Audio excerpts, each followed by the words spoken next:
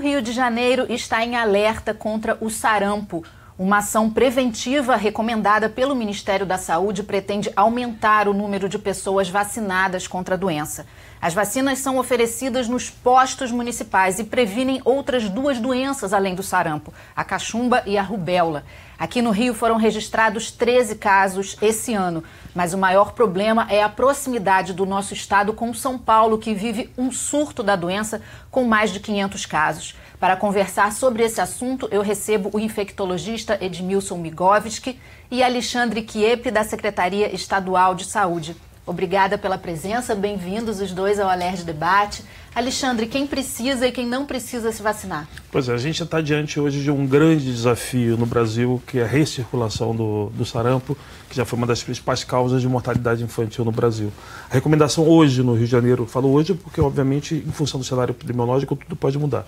Hoje, pessoas que não têm o esquema vacinal completo, com mais de 1 ano de idade. Explica e menos, o que é o esquema vacinal completo. Eu vou explicar. Em menos de 50 anos, é importante compreender essa faixa etária. Que não tenham pelo menos 2 doses da vacina tomadas após 1 ano de idade.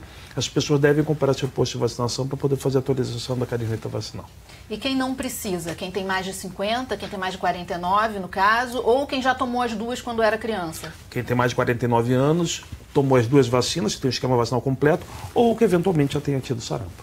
Quem já teve sarampo já está imunizado. Quando você fala da questão de quem teve sarampo, porque às vezes é questão do diagnóstico, né?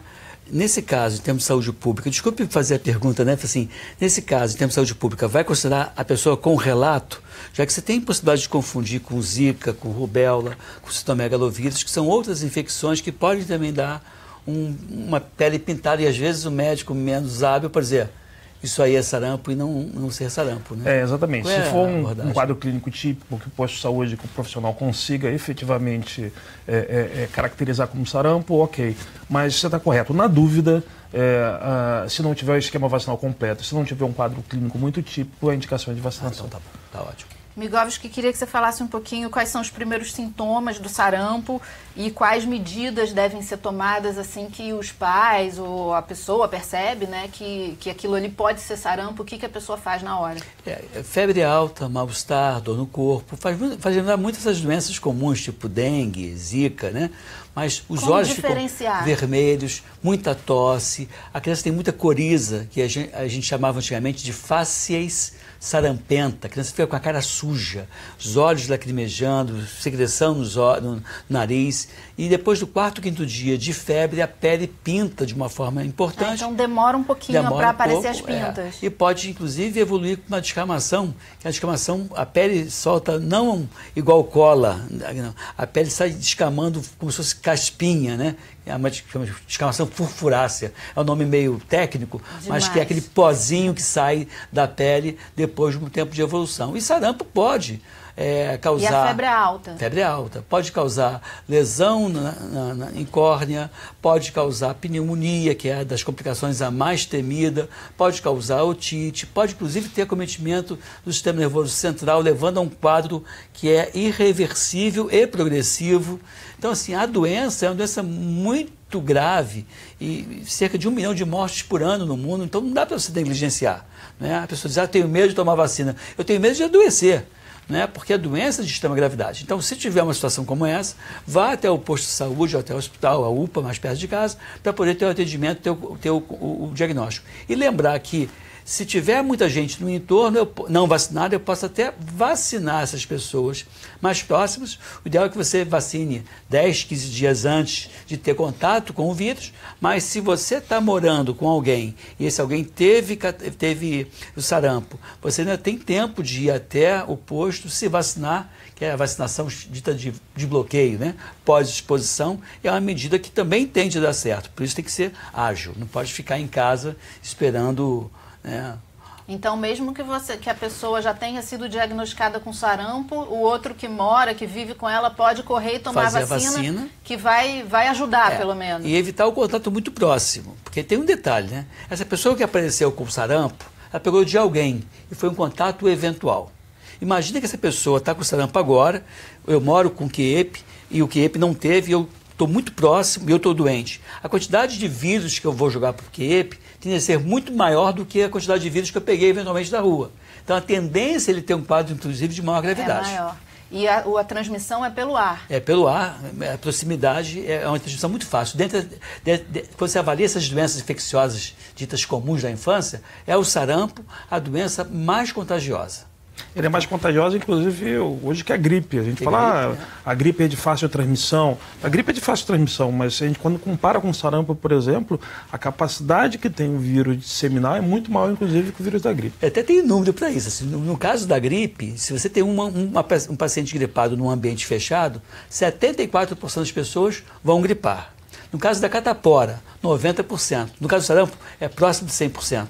Se essas pessoas, se esses contactantes não tiverem sido protegidos com a vacina ou se já não tiveram a doença antes, né? Obviamente, não tem como ter sarampo 2 vezes. Ou seja, quando tem um surto de sarampo é um problema maior, né, do que de outra doença, porque tem essa contaminação se alastra na população. Fácil. Por uma série de motivos. Primeiro, porque as pessoas hoje não conhecem mais o sarampo, nem a população de uma forma geral e nem os profissionais de saúde, os novos, não viram sarampo. E segundo, pela capacidade de disseminação. Se encontra um ambiente favorável, um número de pessoas que não têm imunidade, seja por falta de vacina ou porque não teve contato com o vírus, a capacidade desse vírus se alastrar é muito grande.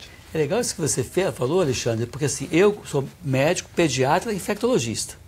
Se eu tirar o surto, a epidemia que teve em 97, 98 no Brasil, pegou Rio, pegou Bahia, pegou São Paulo, tirando aqueles casos, de lá para cá, eu não vi mais nenhum caso de sarampo. Ou seja, eu não vejo sarampo há 20 e tantos anos. Então, os médicos mais jovens que eu, até que tem 15 anos, 20 anos de experiência, eles não viram sarampo. Então, estão vendo agora. Estão vendo agora. Espero que não vejam, espero que a gente continue sendo competente vacinando e não tenha, mas a chance é grande de não se vacinar. As crianças, elas pegam mais o sarampo? Isso tem esse público-alvo maior das crianças ou não necessariamente?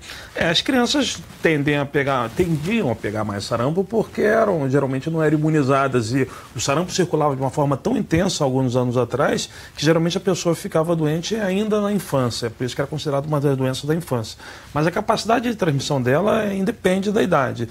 Encontrando a população não imune, sem proteção, ele vai disseminar independente da idade. E essa lógica que você diz assim, é tão comum, que o Ministério da Saúde e a Secretaria de Saúde disse assim, olha, 50 anos de idade em diante, não precisa se vacinar, porque muito provavelmente você já teve contato com aquele vírus também e de alguma maneira você já está imunizado. Exato. Exatamente. Se a pessoa tiver com alguma doença, tiver gripada, isso é uma coisa que perguntam muito pra gente quando a gente vai na rua, né, ouvir a população sobre essa questão de vacinas. Se a pessoa estiver gripada, ou se ela for diabética, se ela tiver problema de pressão alta, ela pode tomar a vacina? Isso é seguro? Ou tem algum problema que ela possa ter que ela deve evitar a vacina naquele momento? Pois é, importante separar um pouquinho, né? Uma coisa são as pessoas que são portadoras de algumas doenças crônicas, como diabetes, hipertensão, enfim. Não há absolutamente nenhuma contraindicação para que a pessoa tome a vacina contra sarampo, a não ser que ela tenha alguma doença que curse com um comprometimento muito grande da imunidade dela. Mas mesmo assim a recomendação é procure um posto de saúde para poder fazer uma avaliação. Outra coisa é quem tem um quadro infeccioso agudo, que tem uma doença infecciosa aguda que esteja com um quadro de febre alta, alguma doença aguda que esteja em tratamento, infecciosa. Aí a recomendação é sempre que possível esperar, até para poder não confundir eventuais eventos adversos que pode ter locais para a vacina, alguns sistemas com uma febre baixa, com o quadro infeccioso da pessoa. Se puder esperar, nesse caso, espera alguns dias e se vacina. E se vacina, né? Migovski, essa vacina é a tríplice viral, né? Isso. Que é contra o sarampo, cachumba, a rubéola e a cachumba. Isso. Ela provoca alguma reação? Tem algum efeito colateral?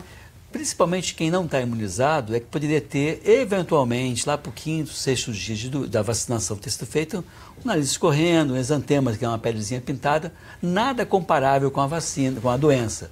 Por ser uma vacina atenuada, enfraquecida, pode eventualmente esse vírus se replicar e causar um certo mal-estar que ocorre depois do 5º, 6º dia da doença. Mas, sem sombra de dúvida, a vacina é muito mais segura do que você permitir que a pessoa adoeça.